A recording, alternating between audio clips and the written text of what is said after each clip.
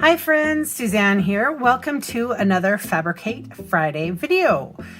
For today's project, I'm featuring, first of all, the stamp set called Christmas to Remember. It's 'Tis the Season here. And this is the Painted Christmas Designer Series paper. I'll show you some examples here. So that is the back side of this. And we have some twigs with some pine cones. You've got holly, light holly on this side, and then, then you've got sort of a menagerie of berries and greenery, pine cones, and I love this lovely little herringbone stripe. And then this, you could use this not just on Christmas cards. This is a lovely three-toned green colorway, and then twigs and leaves. I love this too. This is really neat. Reminds me of holly berries and twigs, sprigs, twigs, whatever you want to call it. So that is the Painted Christmas that I'm using on this small little box.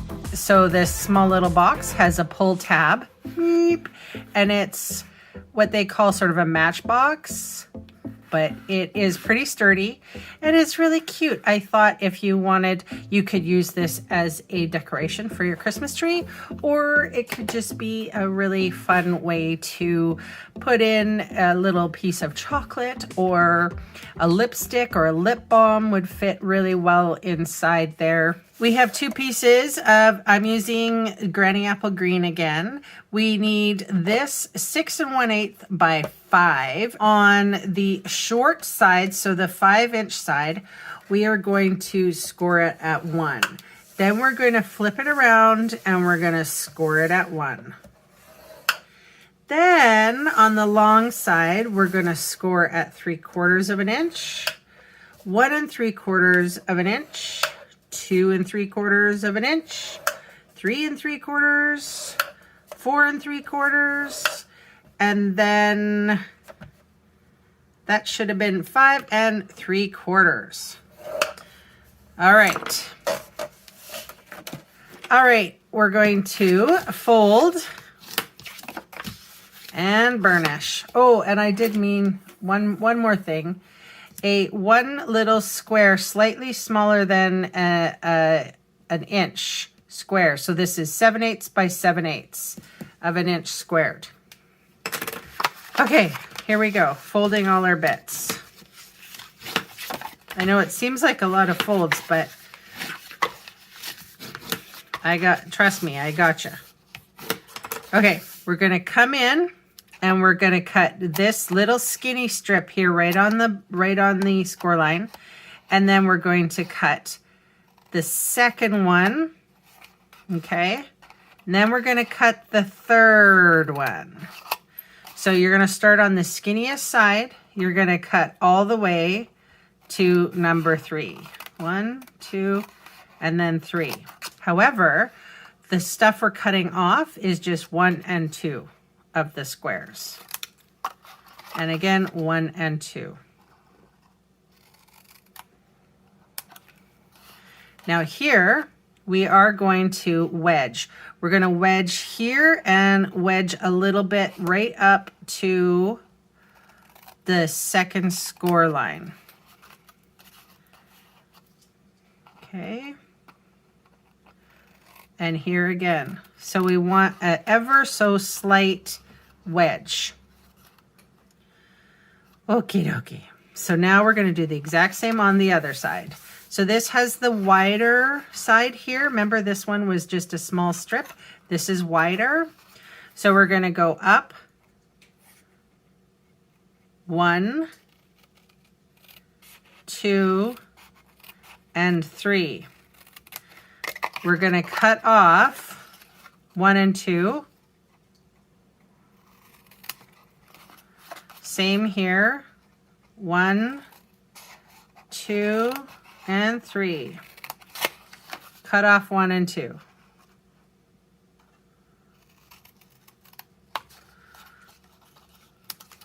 Then we're going to wedge on number 1 and number 2, all the way up to the second score line there.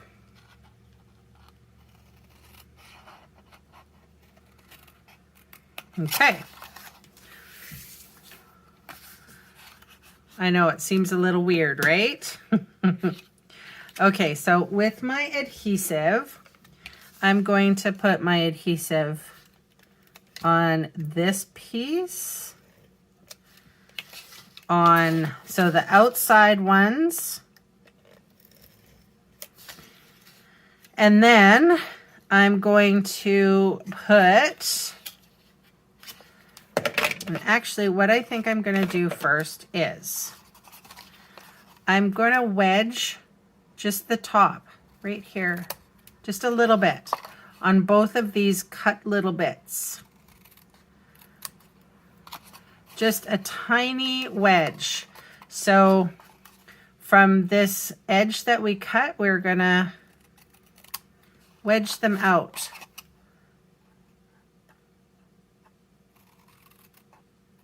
I will put adhesive on the back side of these.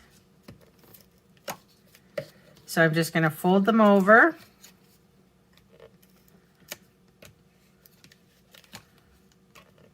There we go.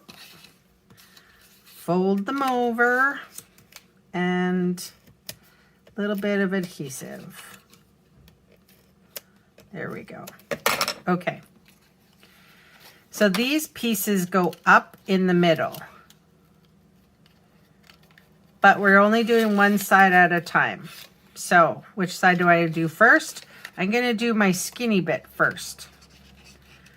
Okay, so here is my, and I've got glue on them, but I want to bring them up on the table. Hopefully you can see what I'm doing.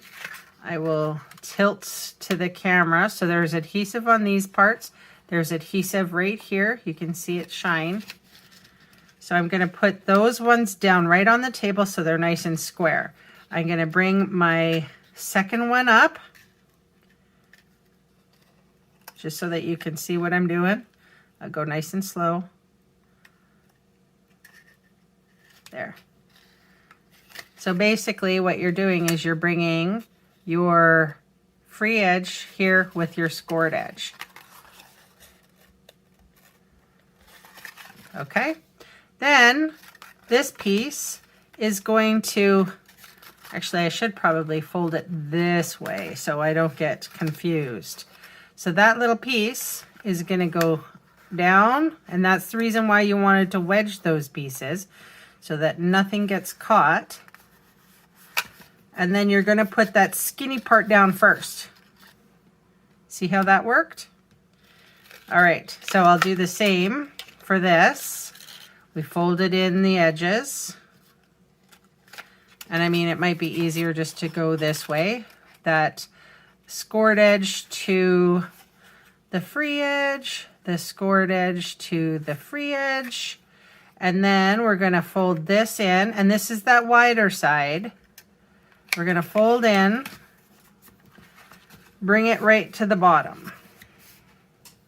So you see how it covers that skinny little edge? All right, so now I'm going to go and fold this really well, or really get in there with my bone folder. And then if there's any little pieces hung over, you're going to take that off. I always think about this as like craftsmanship. So if there's a little hair of a piece of paper, it will show. So then I'm going to take my best looking side. And right now I can't find my take your pick tool. I have no idea where I left it. But I will say this, I live with two jerks. One of the jerks is notorious for taking my things and, you know, oh, what does this look like when I knock it off the table? I don't know why he does that. I'm talking about Quinn. So what I have is I just used my really old paper piercer, and now I don't know where the rubber piece is, but there is a rubber piece that goes on here. Again, I just said that I live with jerks, right? Okay, so I'm going to take some twine here. And I have ribbon scissors around here somewhere. Boop. And I also have this. This is my secret. So I think it's like a braces or flossing, or I don't know. It's in the tooth aisle in Walmart. So it's a little filament, plastic filament, plastic piece that has a lasso on the end. So I'm going to take this. I'm going to feed it through my little lasso loop. And then I'm going to tie several knots in the bottom. So this is my pull tab. All right, so now we have our little linen thread pull tab, and we have it through the lasso of the dental thing. I'm going to poke the hole with the dental thing, thread it through.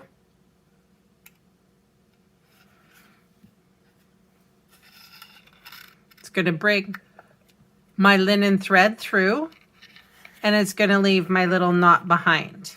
Remember I told you about that 7/8 by 7/8 square? So this is why we need it. We need to put adhesive on it.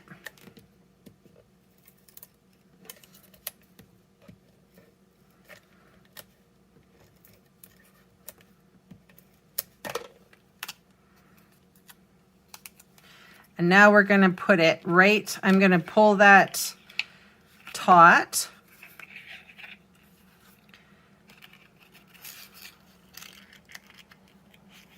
There we go. Squash it on in there. So it hides that unsightly knot, but it gives us a nice little pull tab. And what I'm even going to do now at this point is put another loop through, because I feel like my linen thread here is a little big. So I will put a knot right in the front too. And then you can see how easily that came apart. So doink. And here's a very sturdy loop. All right, so the easiest way that I have found to do a Matchbox cover, especially when these Matchboxes, like the sizes and stuff may vary a little bit. What I find the easiest is to put our cardstock in the center and work around it. So I'm going to take my bone folder and kind of just score it there. And then I'm going to take my bone folder here and score it here. So that's going to be our little edge to fold. This way you're getting a perfect size for your Matchbox, and you don't have to have actually measurements to it. The only thing that I suggest is, you know, to cover this part. So it would be what, 4.5 length and 3 inches this way, 3 inches this way, 4 inches this way. And you see, I'm just sort of scoring at the box size. I mean, I can give you general measurements, but as long as you started kind of in the middle, and they're pretty straight. I mean, you know, and then you just solidify them up, make them nice and crisp.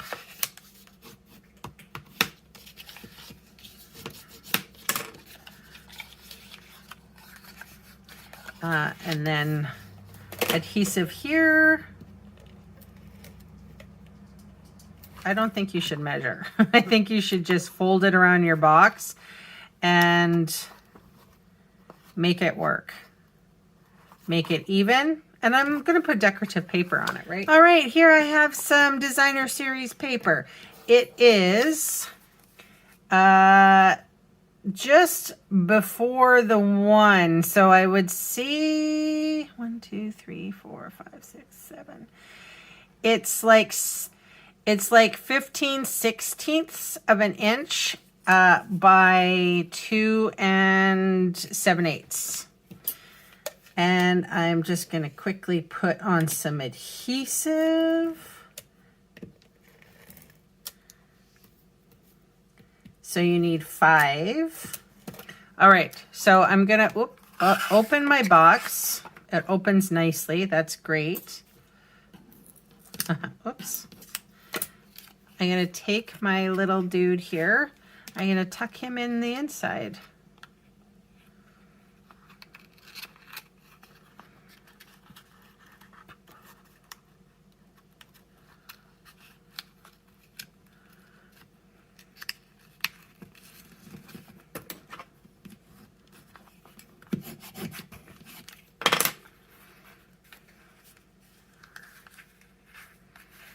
Okie dokie, and then it goes back in my little box. I can pull it out easy. And now I get to decorate the back of the box, the side,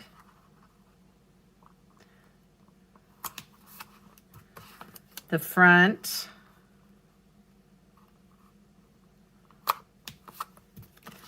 and the side. And honestly, you'd know where to pull, right? Ta-da! Okay, I have the 'Tis the Season stamp from the Christmas to Remember. And I have my Granny Apple Green. And sometimes my Granny Apple Green does weird stuff. Like it doesn't stamp, it stamps cool. It doesn't stamp normal. So you can see how splotchy it gets. I love that. I think it's cool. So, I mean, it kind of looks funky. It looks patterned, like I meant for that to happen. So I honestly don't know what I did to my Granny Apple Green to have that happen. So I can't tell you how to get it, but if you do get it, it's cool. So I'm just going to fussy cut this out. Then I'm going to put on some adhesives. My Granny Apple Green sentiment is going on some bones.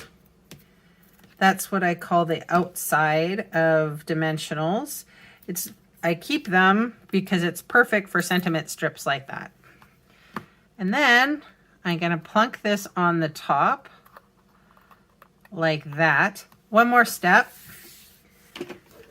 So what's really cool about this is I can take my Wink of Stella brush, and if I reactivate, all of a sudden I can sort of do a like I can paint over the 'Tis the Season so it's not completely white. See how cool? And it stays like that. So it looks like a lighter green, which is kind of fun. Anyway, boop, boop, boop, boop.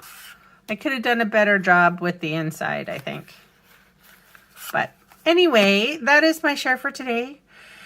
You can see all the supplies I used listed below in the videos See More section or in the supplies section of my blog. The links will take you to my Canadian online store.